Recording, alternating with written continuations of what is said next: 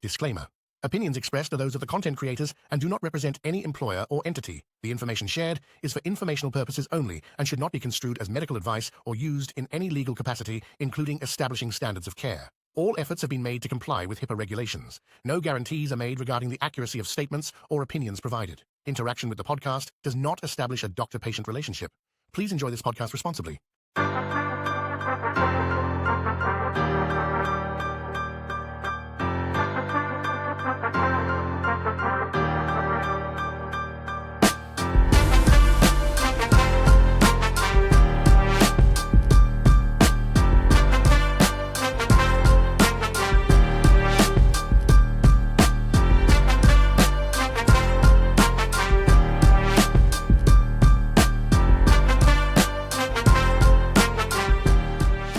All right, welcome back to another episode of Paw Patrol with your host, Dr. Jeff Dykes. Today, I'm joined by Dr. Jim McDannald. Thanks for joining me, Jim.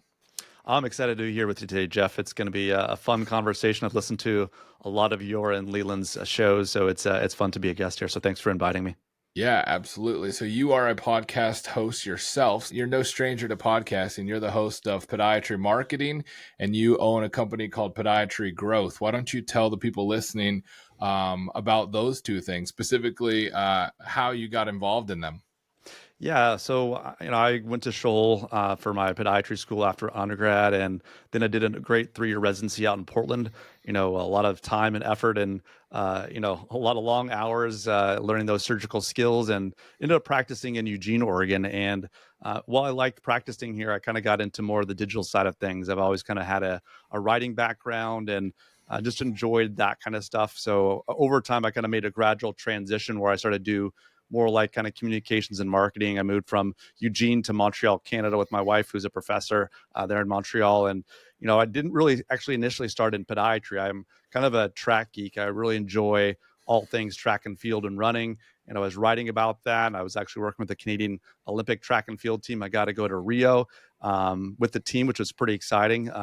But then a lot of my friends started saying, okay, you don't live in the US anymore. You're no longer in practice and you're doing all this marketing stuff. Like, how can you help me? I'm paying, $4,000 to $5,000 to $6,000 a month for these services, and I have no idea what they are. So it kind of evolved naturally over time, where the intersection of my knowledge in podiatry and my skills and kind of the communications and marketing, I decided to found Podiatry Growth back in 2019 to kind of help out, classmates and colleagues in podiatry to learn and help educate them about what their marketing options were to help them kind of build their ideal practices in a way.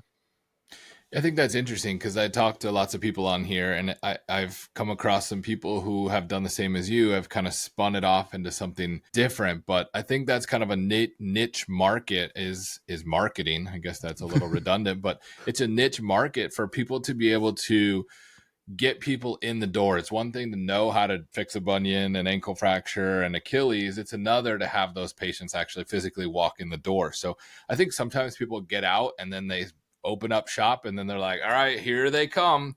And sometimes they do and sometimes they don't, right? So I think it depends on referral models.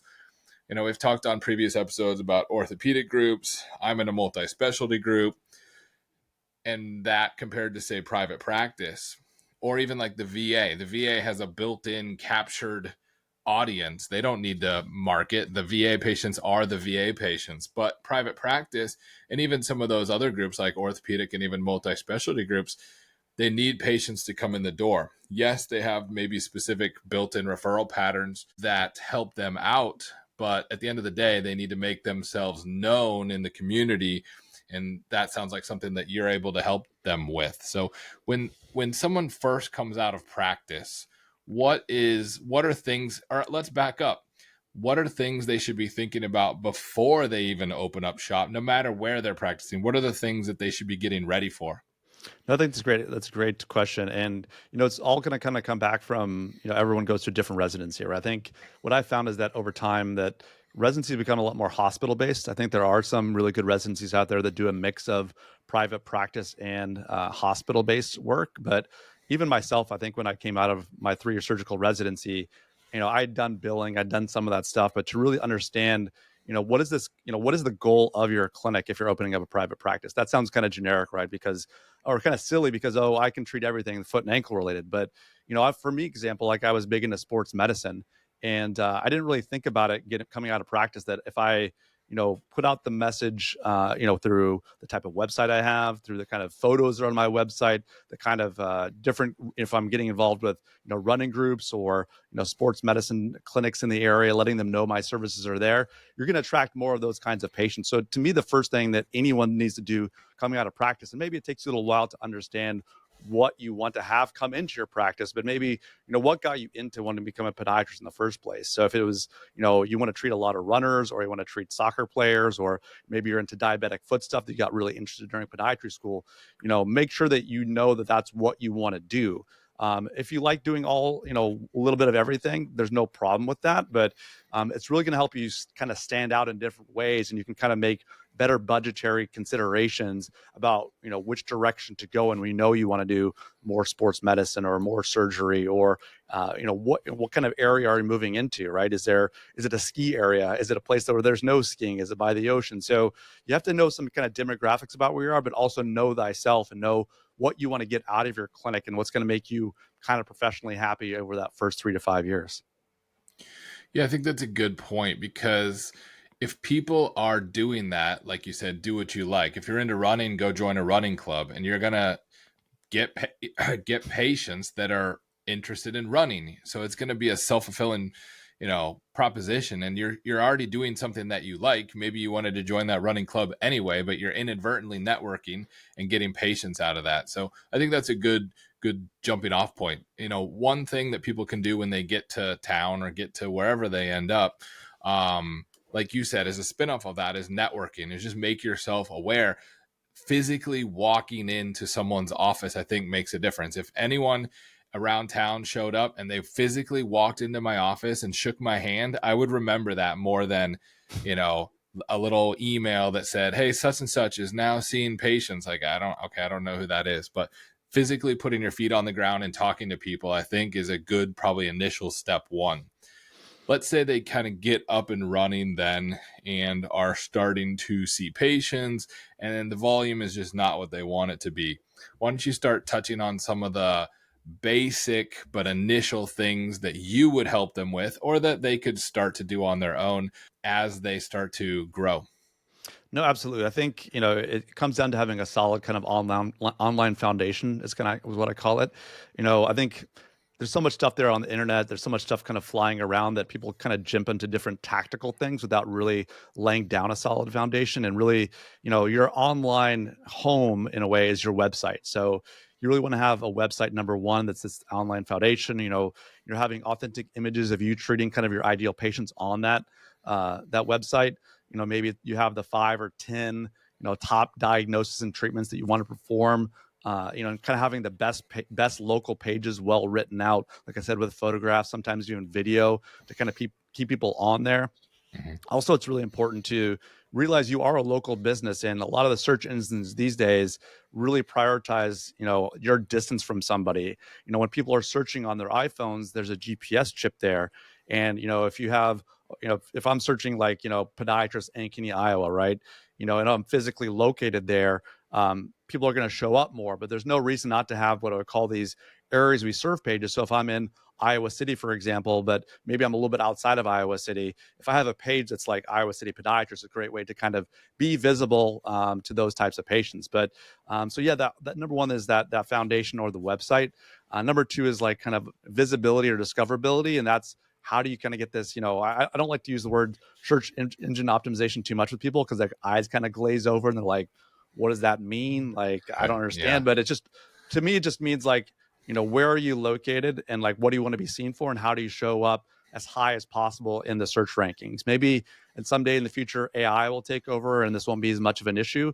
But whether it's your paid or organic search results, you really want to make sure that you're showing up for those key terms in those key locations. And that takes time, and that takes utilizing things like Google Business Profile, making sure that you have all of like I said, it's almost like the Google Business Profile is almost kind of a smaller version of your website in a way, because Google wants to keep people on Google. They don't necessarily want to send people to your website anymore. So making sure you have an on-brand, great-looking Google Business Profile is another really, really important way to do that. So focusing on website, Google search ads, Google Business Profile. And then I would say, making sure you're being proactive about getting patient reviews is huge. Mhm. Obviously you're going to get some occasionally from unhappy patient. You're going to get a lot from unhappy patients that just show up randomly, but most clinics need to have a system. It doesn't have to be putting pressure on people or making them fill out something there in the clinic, but maybe it's sending them an email or a text message after that they give their consent saying, we know you had you just told us you had a great experience. Would you mind making us more visible to other people in the local area by, filling out in a review later on today? We'll send it to you via email or text, what works best for you. There's little scripts you can do that are helpful for people. And if they have a great experience, they're not going to be upset that you asked for it. If you're just sending, random emails or you're trying to make them fill out an iPad there while they want to get to their grocery shopping or pick their kids up from school, don't do that. But there's Yeah. definitely some ways of doing that that can be really, really helpful. Yeah, I agree. So the Google Business Profile is free. So that is number one. You want to set that up and get that going.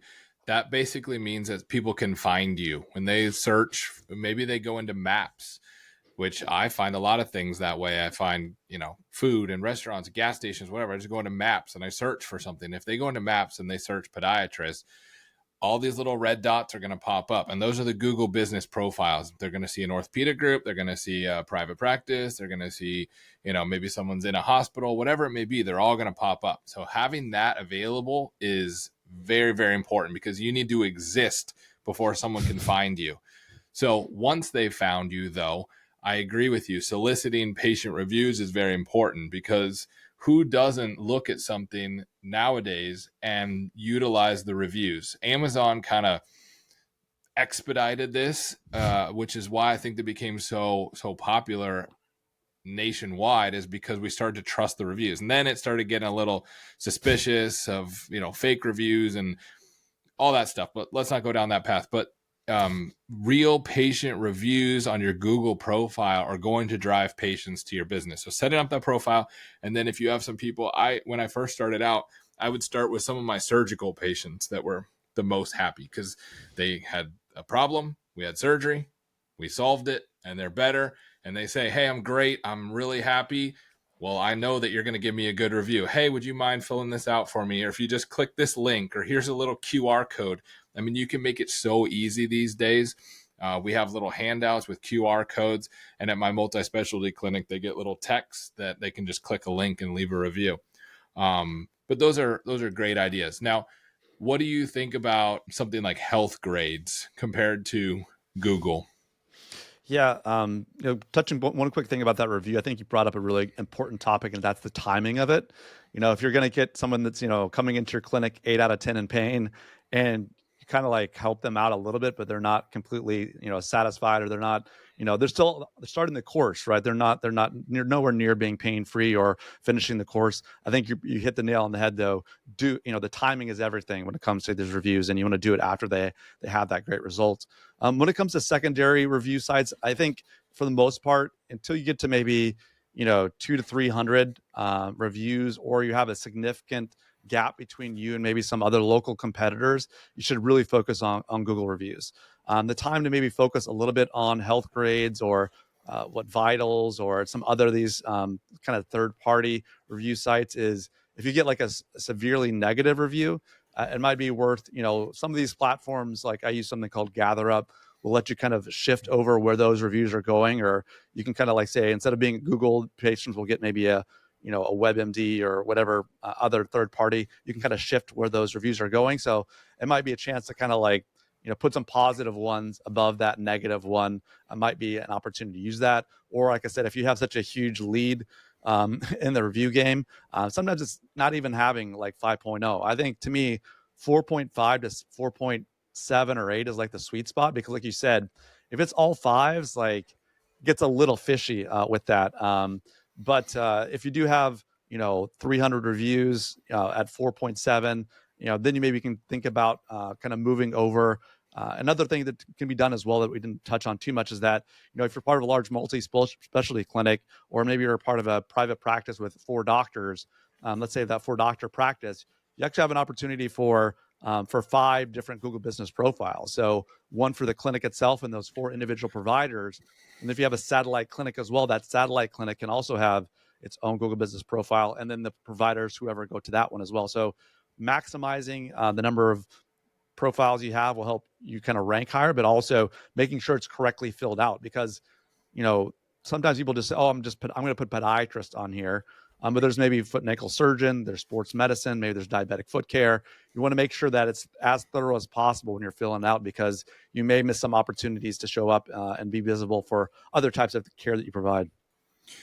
Yeah. And so one thing to think about would be if you do get a negative review, and it doesn't even have to be for you. The frustrating thing is that they could get on your profile and give you a 1-star because they didn't like the person who answered the phone. Maybe the person who answered the phone is not even in your building. Or I see a lot of bad reviews when it comes to financial things. Oh, they wanted, money up front, or they want, they this, and this when it comes to financial things. And that has nothing to do with me. I didn't talk to them about that, but they get on. Now, luckily, this hasn't happened to me yet, but they give a 1-star review. And so the benefit of getting as many positive reviews is that it starts to drown out the negative. If you have 2 reviews, 1 positive, 1 negative, people are confused. If you have lots of negative reviews, people know that you're not so good. Maybe you shouldn't be, well, whatever. But you have lots of positive reviews, and then 1 or 2 bad ones. Then the 1 or 2 bad ones are like, oh, those people are pretty grumpy. They're grouchy. And they start to lose credibility. So I think it's important to build that up from the get-go, so that if you do get a negative review, it doesn't hold as much weight as it would if you had few reviews.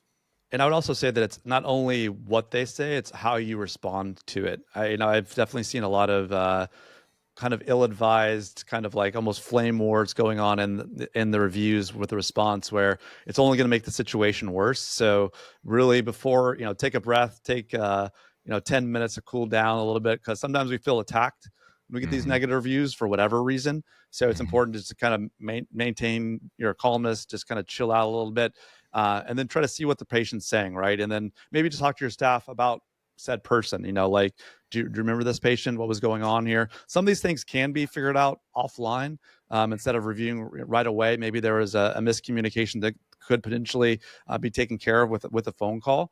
If not, just a very kind of like custom response that's level-headed, saying we're sorry that was your experience.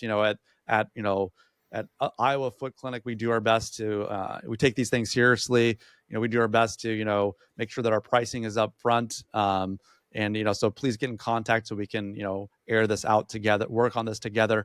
Those types of responses are going to show the people that even see the 1-star, even if they decide not to delete it, because usually these things don't get deleted, and just know that Google will not delete these for you.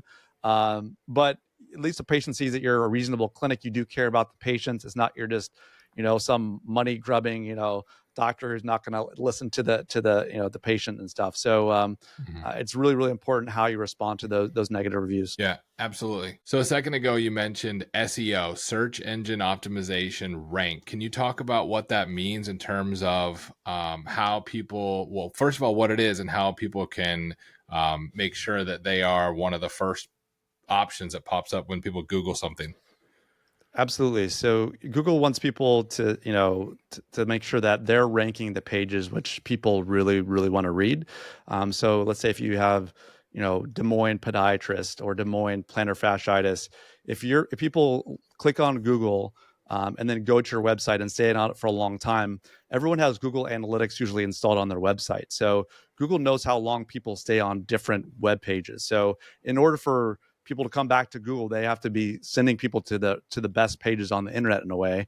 And so they're willing to like rank you higher if people are spending a lot of time and interacting on your web pages. So really how you build a web page should be really from kind of the patient or prospective patient's point of view.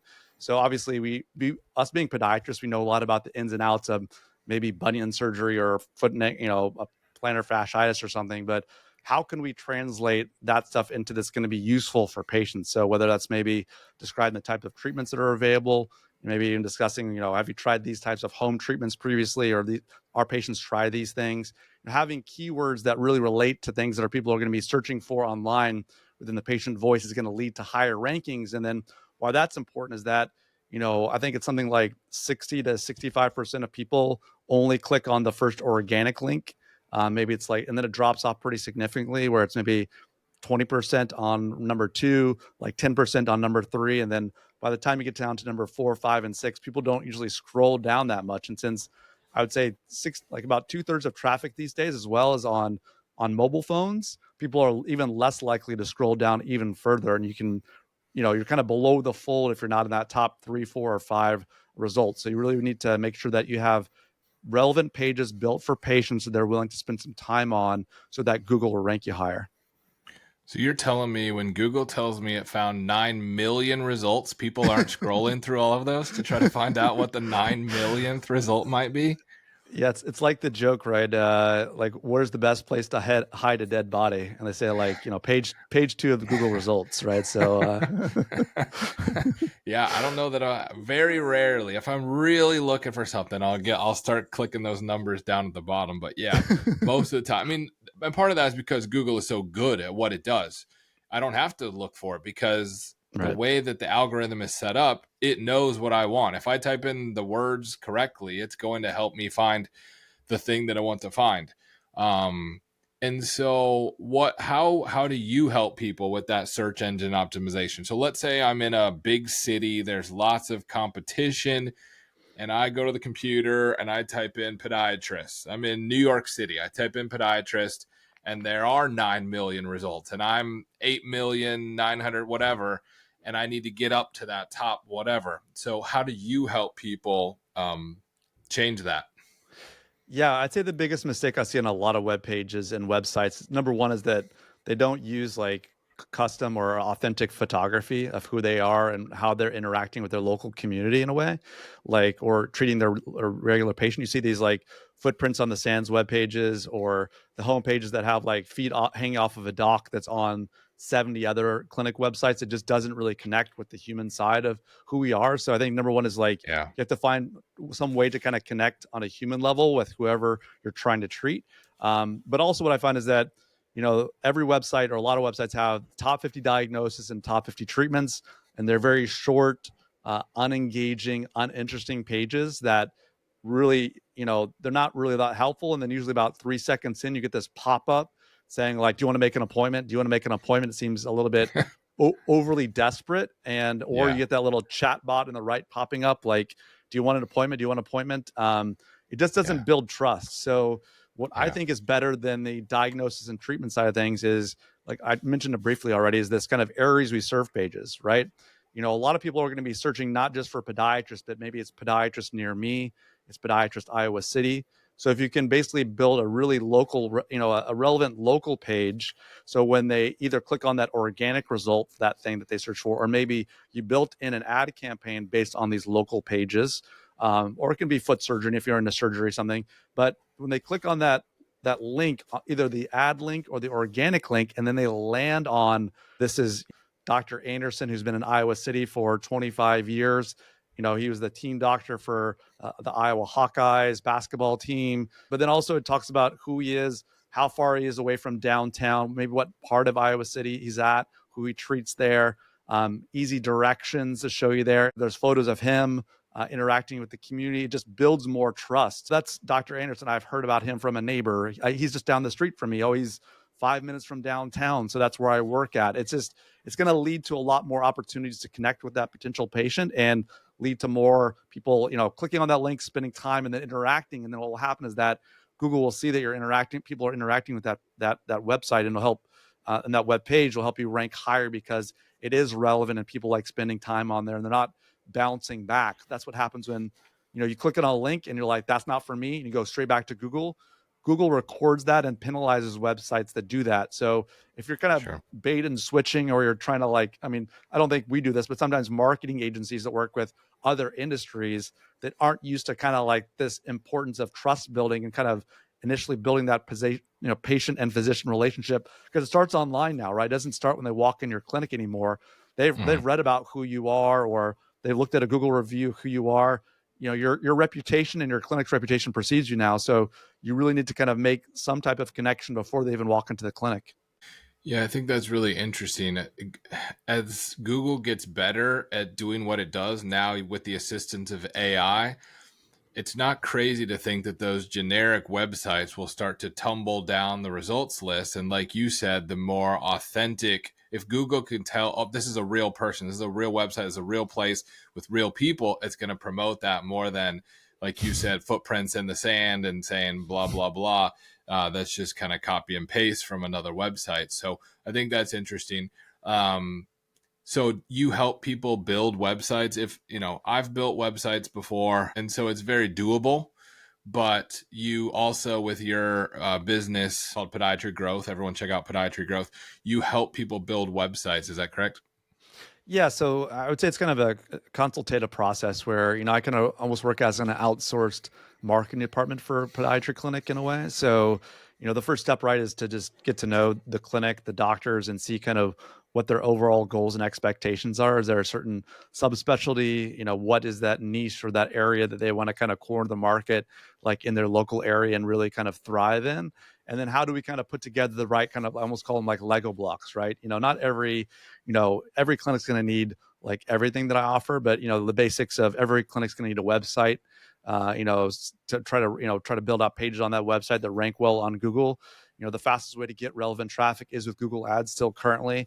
Also, if you had a clinic or someone buys a clinic that has 10 or 15,000 emails, email newsletter can be a really powerful way to communicate directly with your patients, because you don't have that intermediary anymore. Maybe you have to pay a couple $100s a month for a email service provider, but you don't have to worry about Google, like, shutting off Google Ads or favoring somebody else, that kind of stuff. So, it's really about kind of, figuring out kind of a holistic marketing plan. And that's kind of usually the first step I work with people is like, okay, what do you want to do? Where are the opportunities locally? I kind of usually do like an audit with people, like I say, how are we ranking currently before I've done anything with you, on those kind of key terms, or what are those procedures you want to get? What are those 5 or 10 suburbs or neighborhoods that you want to be seen in, and where are you at right now? So we have kind of a baseline to go off of. And then I kind of introduce, like I said, whether it be the website, the Google Ads, SEO, newsletter. Sometimes people can benefit from more, I call it like just kind of more generic advertising online. Obviously, the great thing about search advertising is that people are actively searching for something, but people don't know that um, like Shockwave or Swift exist, or like different of lapiplasty or some type of. They know what a lapidus is, right? Most patients don't know that, but if you Mm-hmm. can kind of let people know that if you have a certain type of modality that's causing less pain or helping people return to sport more effectively, some forms of whether it be Instagram advertising or Facebook advertising can be beneficial, can be a little bit interruptive, but in different cases, it can be helpful to help get more visibility out there. And then also just knowing who your clientele is. If you're treating only seniors, maybe it is something where we would consider looking at something like a newspaper or radio advertising or something. It really depends on the demographic of who you are and who you're going after. And, me kind of being a podiatrist, I also service is that I know the voice of what most podiatrists should sound like online, and I can obviously work with the clinics to make sure that we're highlighting things in a an ethical, respectful way. We're not trying to like sell snake oil or do anything crazy from an online marketing perspective, but just kind of lending my expertise on an ongoing basis. So I don't just like build and go away. I just don't build a website or do these things and just walk away. I'm generally there, like I said, working as almost like an outsourced marketing department on a monthly basis, having check-ins either monthly or quarterly with the clinics I work with to make sure we're, hitting those standards and kind of making the progress that they want in their practice. Yeah, that's really interesting. So you talked a few times about Google Ads. I have quite a bit of experience with Google Ads, and I found it to be one of the most beneficial things, especially when you're getting up and running. In my mind, it's almost a way, if I tell everyone this, then it's not going to work anymore, but it's almost a way to cheat the system. In my mind, I built a website and no one was going to the website because why would they? Who is this guy? You just first day of practice. I never heard of this guy. That's what my wife says. Who is this guy? And so I start the website, and then you build these Google ad profiles, and it drives people to your website. Now, it's probably not quite as good in the SEO realm as organic clicks. I understand that. But it was almost a way to drive people to your website, which then helped your search engine optimization, such that when the Google ad was completed, you ranked higher because so many people had gone to your website, even though you had to pay for it. Is that Yeah. true? It seemed to work. Yeah, there's some questioning whether like there's kind of a give and take both through the organic and the paid side, right? Like there seems to be a little bit of a lift to your organic when you do have the paid side going, and I think you touch on it perfectly. Is that it is the way to kind of the fastest way to get actual traffic right away because SEO is generally kind of a long-term game. Sometimes even after, let's say, you've been building a website for 3 years, doing consistent content to help it rank for different search words, you can, even if you decide to stop doing that stuff, you can still see an upward trajectory because of all the work you've done over the last 2 or 3 years. It can be a way to kind of gradually build slow momentum. And even if you stop after 3 or 4 years, you can see some benefit. But I think you touched on it perfectly too, is that, but it's important to note with the paid ads, though, there's only a certain amount of volume in any area. Maybe if you live in New York City or San Francisco or maybe downtown Chicago, you might be able to never, max out your budget. You might be okay, or you might just you could just go as much. You could just throw as much money into Google machine as possible and still get patients coming out. That's generally not the case in most smaller areas. I would say, multiple areas are under 1 million or 500,000 people. After a period of time, there's only so many people looking for podiatrists near them that you would rank for. So you can really get a lot of traffic initially, but then at some point in time, it's going to level off and plateau. But like I said, if you do build SEO and you're kind of maybe doing some more interruptive advertising or just more general advertising on things like Facebook and Instagram, there's some options there, just not quite as relevant as when people are typing those very specific words, right? Like podiatrist, Iowa City. They're not looking to see necessarily like, how can I self-treat myself and not go see a podiatrist, right? They're basically just putting their hand up and saying, I need a podiatrist now in Iowa City. So, if you're visible, whether it be on the paid or organic side, it's a great opportunity for a clinic to make that a new patient in your practice. Yeah, absolutely. So one thing I want to spin that off into, like you had mentioned before, is Facebook and Instagram advertising. So I found Facebook advertising to be okay. I think in my mind, you can give your 2 cents worth as well. Facebook marketing is better for brand awareness, is just getting that name out there. But nobody is going to Facebook and looking for whatever it may be, a restaurant, a doctor, a dentist, an oil change place. They're not doing that. There's brand awareness as they scroll through Facebook and they come across it. Maybe if they see it enough, it'll get into their brain. It's kind of like the Geico commercials. There's just 10 billion of them. And eventually you're like, I need car insurance. What was that thing? Gecko, something, right? And it worked. And you're like, okay, I guess I have Geico now. And so Facebook seems to be pretty good for brand awareness, but not necessarily for, I need someone right now. What do you think about that? That's absolutely right. It's all a brand awareness play and just making yourself kind of top of mind. There's just different ways people will kind of get brand awareness, but there's definitely that's the best way to do it on Facebook. And I would say that the kind of superpower of Facebook, and it's definitely been part of the controversy around Facebook and Instagram, to be honest, is the demographics of kind of the information they have about their users. If you let's say you like the Chicago Marathon or you like the Drake relays, it's probably a sign that you are someone that is somewhat interested in running, right? So if you're a clinic that, and if I'm like doing marketing for a clinic and they want to treat runners, there's ways I can go check a bunch of boxes, when I'm setting up the ads that like, okay, we want to target runners. So like, that's obviously a huge opportunity to like kind of get in front of those specific people. Yeah. They're not putting their hand up by typing to Google and saying, fix my heel pain podiatrist near me. But at the same time, there can be some relevance there. But yeah, it is a bit more of a long game, and it is something where, Google is great, but people don't know what the latest and greatest types of treatments, maybe someone has had a plantar's wart for a year and they're just afraid. I remember when I was a kid, they had like the liquid nitrogen, right? And maybe their kid has it and they didn't want their kids to get, scraped and, shot up with liquid nitrogen, and they're Yeah. a little bit afraid. So maybe knowing Yeah. that something like Swift or some pain-free version of that is something that would come to them, but it is an awareness play. And if you're looking for like X number of dollars equals X number of patients, you're expecting that level of granularity. Even Google ads these days, it's not quite that easy because of ad blockers on different browsers, Mhm. and just certain regulations with Google now or with Facebook. It's just, they don't kind of have that granularity quite as much anymore. Yeah, it's a little bit hard to track. Sometimes if you put a link to your website and then you go to your website and they have a link, this is on their phone, to your phone number, and they click that, you can track it. Otherwise, it's very difficult to track. Okay, this is how many impressions you had, and this is how many clicks you had, but how many of those people converted to actually calling the office and walking in the door? Unless you ask them, it's very difficult to actually figure out. Now you can kind of trend that over time. Okay, I was seeing this many new patients before I started my Google ad, and in the 6 months since I've started it, now I'm trending here. You can kind of see some trends, but it's very hard to get a very one-to-one relationship of, is this working or is it not working?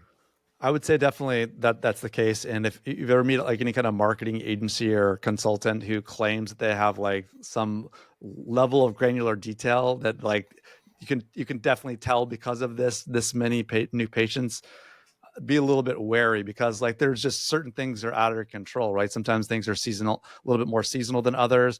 Sometimes Mhm. maybe you're just kind of hitting that, maybe your local area is growing or your visibility is becoming more just because you talked to some community event, and like you had a great month because of that, or it just continued to build momentum. So, whenever any kind of marketing person like really tries to like get super granular with you, I think there is benefit of measuring these things, but the hyper granularity of the people that is, oh, it's because of this, like just take it with a grain of salt or two.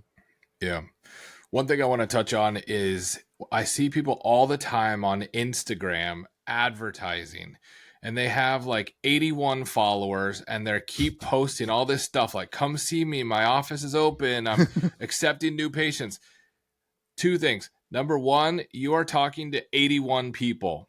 And number two, these 81 people already know you. You do not need to advertise to them. I cannot figure out. I want to message them and say, stop wasting your time. The people that are seeing this do not need your services. And if they did, they would have already used your services because they already know you. So it drives me nuts when people do that on Instagram. How do you feel about that? I mean, I'm right there with you, to be honest. I think it's one of the reasons when we talked about kind of what are those different kind of things that I would recommend for a new person getting started. I didn't say anything about organic social. And honestly, to me, organic social, like from a practice building perspective, if you're trying to like get more patients in the door, is the biggest waste of time and energy. Even trying Yeah. to hire someone out to do it to me is the lowest thing on. If you've done everything else great, like in you're kind of you're a well-oiled machine and you've maxed out these other things, maybe at some day in the future consider organic social. But I think there was some studies recently saying that even of the people that like your page or are a follower of you on Instagram, it's something like around 1 or 2% of those people actually see that organic post. And like you said, even when they make it all about like appoint now, make an appointment now, book now, it just turns people off. Like Mm-hmm. it's not like it's like a double whammy. Like no one's seeing it, and then you look like you're just begging to like have people come in the door. So if people do like maybe once a month or maybe once every couple of weeks, if you want to do something that's authentic about the community that you serve, maybe you want to get it out there that you helped at the diabetes walk, and maybe boost that post a little bit, or you volunteered, or maybe it's a staff member anniversary of the clinic or something. But if you want to show a little bit of like personality on organic social, I think that's fine. But really like minimize the amount of you're doing kind of from the straight up like make appointment, make appointment. I think the same thing goes for newsletters. I think newsletters are a chance to, number one, educate your patients about all the different kind of care you provide. But maybe you do one on ingrown toenails, a section about what those are, how you treat it. It links back to your website, how you're involved with the community. And somewhere in there, obviously you can say that you have open appointments or open availability, but it shouldn't be in that top one or two. You need to show, you're helping educate your patients about who you are and what you do, so you can be helpful to them. But yeah, kind of, you definitely want to get patients in the door, but if they get value from that stuff and they go to your website, they'll know how to get in contact with you. You don't have to be too pushy when it comes to that kind of stuff. Yeah. So we've talked about website formation, Google profiles, SEO, Google ads. We are in favor of all of those things. Stop putting stuff on your Instagram, please. I do not want to see it. I do not live in your town. I do not need your services. Please stop doing that. But let's talk about some old school methods: mailers, billboards, handouts, and physically showing up in someone's office to introduce yourself. What role do you think those type of things play in the marketing overall picture? Yeah. So when it comes to like, I think there's a bit of a trade-off. I think when people are first getting into practice, you have more time than money. So trying to find ways to, if you have an open schedule, or maybe just set out one day, we're going to go try to like meet all the different running shoe store owners. We're going to go try to meet all the different physical therapists in the area. I think Yeah, that's hugely valuable. I agree. In having some type of, whether it be a brochure or something that really explains who you are and what you do. Mhm. Don't just go meet them and just whatever. I mean, you just let them, they're going to kind of maybe not forget about you, but you know yourself much better than they know you. So you want to make sure that you have either that, or, or a website that does show kind of what makes you different than somebody else. Right. And then also make sure when people do come into your practice, you're kind of starting to develop a relationship that you're as open with those referrals as they are with you. Because if you get sending a couple people to a physical therapist, you're going to be much more top of mind to them when they get a relevant patient in the practice. I think it also, when it comes to kind of more old school marketing methods, whether it be, newspaper or billboards or, mailers and those kind of things, is really to know who are you going after, right? Who is that demographic of patient that you're trying to appeal to, right? If you're trying to appeal to more like active people, or maybe, 50 and under, you're probably more kind of in that digital realm. Obviously things like, billboards, TV ads, radio, that's going to be all kind of expensive stuff. So maybe down the road, if it's the right demographic, that might be something you could do. But I would really, when you have more time than money, I would focus more on making genuine connections with people. Maybe it's going to the Chamber of Commerce. That that seems a little odd. I'm a medical provider. Why would I want to go to the Chamber of Commerce? But these are other people that have businesses, right? These are other people that have other connections. So, it may not seem on the surface that like you have anything in common with these other business owners, but really they know a lot of people that are going to need foot and ankle care. I mean, how many times I've not been really practicing since like around 2017, 2018. And I tell people that I was a podiatrist. I still get as many questions about, what do you think about this toe thing I have? Or I've been having Yeah, this heel pain stuff, or even my daughter right now has some severs. She plays soccer, and I'm like, I'm helping her out a little bit yeah. without my license, but just realize that there's a need for your care, and it's not only just medical providers. So focusing on the non-medical providers and the medical providers when you have more time than money. hmm When my first job out of residency, I took a job at an orthopedic clinic in Tennessee, and I had a mock-up for a billboard, and it had a picture of an ankle fracture with a bunch of screws in there, and I wanted to make a billboard that said "Come get screwed," because because I thought that would catch people's eye. They'd look at that and be like, "Wait, what did that say?" I'm going, that guy's got a good sense of humor. I'm gonna go. Now they put the kibosh on that. They weren't going for it, and I was mostly joking. I kind of showed it to the group, and they're like, "No, we're not doing that." But I was like, "You want to stand out? Why not?" So anyone out there, you can steal that idea. But yeah, I've done billboards before. I don't see much return. I haven't ever had one person say, "Hey, I'm here because I saw you on the billboard." I think billboards, when we're on a billboard, I would stop, take a picture, look, I'm on a billboard. But people are just driving by, they're just maybe glancing up, maybe not. I think that Google and people are living so much on their phone, for better or for worse, that you're going to get more bang for your buck on Google profile, Google ads, website marketing than you are with, mailers are expensive. I looked into it. I mean, you start picking certain area codes to send to, adds up in a hurry. Billboards were expensive, and I just didn't see the return on the value. Yeah, I think the only billboard, I don't know if you've ever flown in or out of O'Hare in the last 5 or 10 years, but the only like billboard that comes to mind that I can really remember at all, there's a bunch of Brian Urlacher hair loss video or billboards. Yeah. Yep. Like that's and I can't even remember the name of the company, to be honest. It's Right. like I would probably Google like Brian Urlacher hair plugs or something, but Yeah. I obviously I didn't partake in any of that. But that's neither here nor there. That's awesome. Yeah. You almost have to do something wild to stand out as a billboard. And then it's like, are you, as a medical provider, are you trying to be silly? Are you trying to be taken seriously? It's a slippery slope. So, what do you think are the 3 best strategies? So I think we can summarize everything we've already talked about, but why don't you pick the 3 things that people should focus on if they're wanting to kind of get up and running and get themselves out there? Yeah. So number one is kind of like we talked about, know thyself. Who are you? Where are you located at, and what kind of practice do you want to have? So just kind of spending a little bit of time thinking about that. Maybe it's at the end of your residency. Maybe you're an associate with someone and you're thinking about starting your own practice, or moving to a practice that you're interested in. But just taking some time to know what kind of care you want to provide, because that will help inform a lot of the other choices you make. Obviously, it kind of leads into number two, which is have that online foundation or that online face of your clinic being your website. You really want it to be authentic of who you are. It doesn't cost that much to get a professional photographer, or maybe you have a friend who's a very good photographer that can come in and have you take photos of you in front of your building, in your clinic, really showing, maybe they can even take you to a surgery center. You can kind of get in there if you like to do surgery.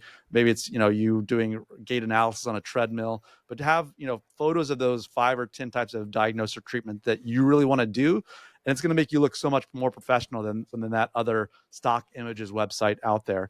Yeah. And then number 3 is just like, make sure you work with someone that can kind of audit what you've previously done, or show you, if you haven't done anything yet, show you what the opportunities are, and kind of build up in a piecemeal fashion. Because I think what happens is that, there's a lot of kind of marketing packages, or maybe you'll get a provider that will say, oh, we'll build this like website for $500 a month and it'll be great. But you really need to know, like, how does this reflect on you? Because like I talked about, whether it be a Google business profile or your website, people are getting ideas about who you are and who you treat based off of these online properties. So you really want to make sure that whether it's your Google ads, SEO, newsletters, Facebook or Instagram ads, not social, an organic social, Yeah. what are those right building blocks for where you're at? Because maybe you just need a website, some Google ads, maybe a newsletter to start off with, and can kind of build from there. And if you need more in the future, that's definitely an option for you. But I would definitely say, get an audit, see what the opportunities are, and kind of build from there. Because whether it's someone that's going to pitch you, oh, you need $200 a month website that's not going to be great for practice, or someone is saying, oh, you need like $6,000 a month worth of stuff, it's probably somewhere in the middle, to be honest. And it really depends on what stage you're at. So finding someone that knows podiatry, obviously that's a little bit of a shill here for me, since I'm the podiatrist does the marketing stuff. But work with people that know our profession, have had success with people before. Obviously, there are some good local marketing companies, but you're probably going to spend a lot of time back and forth with them about, they're going to maybe do some chat GPT write-ups of a bunion surgery or plantar fasciitis, and not really know specifics around that stuff. So you kind of get what you pay for. Not that you have to have the most expensive, but just as you kind of build up, make sure you're kind of doing in a modular fashion as you grow. Maybe bring on an associate. You just can kind of like build things up. Because I think one thing we didn't touch on is that, if you are getting ready to sell your practice, that person looking to buy a clinic, that young doctor is going to look at your website, probably the first thing they're going to do, and make a real judgment call about who you are and what kind of clinic you have. And you may have the best practice in the world, but that first impression that, like, oh my gosh, it's a website from GeoCities from like 1992. Like, I don't want to buy that clinic, or, I'm going to lowball that clinic for an offer. So it's a way to, but those things I kind of think about. Yeah. You don't want to be having something from the 1900s. My kids came to me the other day and they said, Dad, back in the 1900s. And I'm like, whoa, hold on. Can we not talk about the 1900s like it's 200 years ago. Anyways, yeah, you don't want to be caught with an old website. So I think those are fantastic tips for people. Anybody listening that wants to kind of reach out, touch base with you, podiatrygrowth.com. Listen to Jim on Podiatry Marketing Podcast. So as soon as you're done listening to this podcast, go search for Podiatry Marketing. Listen to him. Kind of, how often does that come out? Yeah, every Monday morning we put it out early, 5 a.m. Eastern. So yeah, every Monday they can listen to me and Tyson Franklin wax philosophical about all things podiatry marketing. Perfect. Everyone check out podiatrygrowth.com and Podiatry Marketing Podcast. Jim, thanks for coming on the podcast today. Yeah, it's a pleasure. Thanks so much for having me, Jeff. I really appreciate it. Yep, appreciate it. We missed Leland tonight. Hopefully we'll get him back soon. Thanks everybody for tuning in. This has been another episode of Pod Patrol with your host, Dr. Jeff Dykes. We'll see you guys next time.